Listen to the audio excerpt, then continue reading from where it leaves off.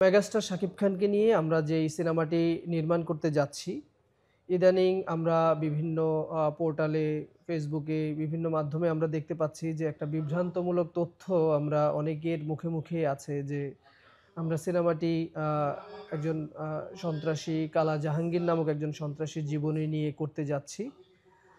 তো আমি আপনাদেরকে এটুকু বলতে চাই যে আমরা অফিসিয়ালি এই ধরনের কোনো অ্যানাউন্সমেন্ট আমরা কোথাও দেইনি এবং আমরা কোথাও আমাদের এই ধরনের স্টেটমেন্ট আমরা কোথাও দেইনি যে আমরা এরকম একটা মানুষের জীবনী নিয়ে করতে যাচ্ছি।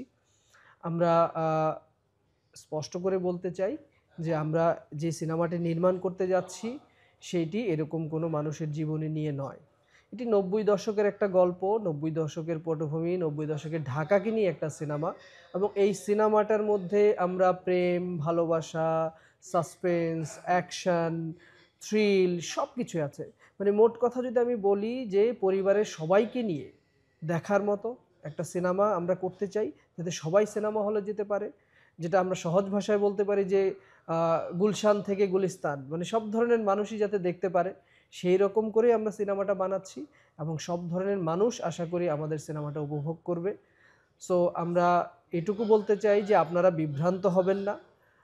আ নানাজন নানা কিছু বলবে। কিন্তু আমরা অফিসিয়ালি এটুকু জানাতে চাই যে এরকম কোনো মানুষের জীবনী নিয়ে নয়। একটা সিনেমার মধ্যে প্রেম, ভালোবাসা, সাসপেন্স, থ্রিল এখানে আ আ যেহেতু আমি ঢাকার গল্প বলবো, ৯০ দশকের গল্প বলবো, সেখানে হয়তোবা আ আ গ্যাং ওয়ার থাকতেই পারে। বাট সেটা একটা পার্ট হবে। বাট নট দ্যাট যে শুধু এরকম কাউকে নিয়ে আমরা করছি। আগামী মাসে মানে আগস্টের শুরুতেই আমরা ইনশাল্লাহ একটা ভালো খবর আশা করছি আপনাদের দিতে পারবো। যেহেতু প্রচুর সাকিবিয়ানরা থেকে শুরু করে সাধারণ দর্শকরা আমাদের ক্রিয়েটিভ ল্যান্ডের পেইজে আমাদেরকে ব্যক্তিগতভাবে মানে সবাই অস্থির হয়ে আছে যে সিনেমার নাম কি সেটা জানার জন্য। তো আমরা সবকিছু মিলিয়ে আমরা সুন্দর একটা ফার্স্ট লুক পোস্টারের মাধ্যমে আমরা চেষ্টা করছি যে আগামী মাসের শুরুতে আমরা অ্যানাউন্স করবার জন্য আমাদের সিনেমার নামটা কি হবে। দেশে এবং দেশের বাইরে আমাদের বেশ কয়েকটা টিম এট এ টাইম আমরা কাজ করে যাচ্ছি।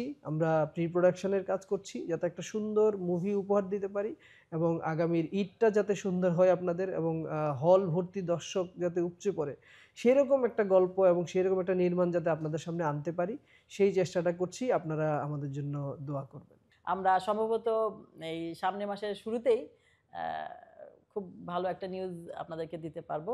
তো আশা করছি সেজন্য অপেক্ষা করবেন। আর কোনো গুঞ্জন শুনে কোনোভাবে নেগেটিভ হবেন না। কোনোরকম কোনো বিভ্রান্তমূলক কথা শুনে নিজেরা বিভ্রান্তিতে পড়বেন না। তো আশা করছি আপনারা আমাদের পাশেই থাকবেন। শুরু থেকে যেভাবে ছিলেন এবং অভিনন্দন জানিয়েছেন আমাদেরকে। তো আমরা চাই যে সেই অভিনন্দিত হয়েই আমরা আপনাদের সামনে আসি। অনেক ভালো কিছু নিয়ে আসি। আমাদের পাশে থাকবেন। এটাই আমাদের আসলে কাম্য।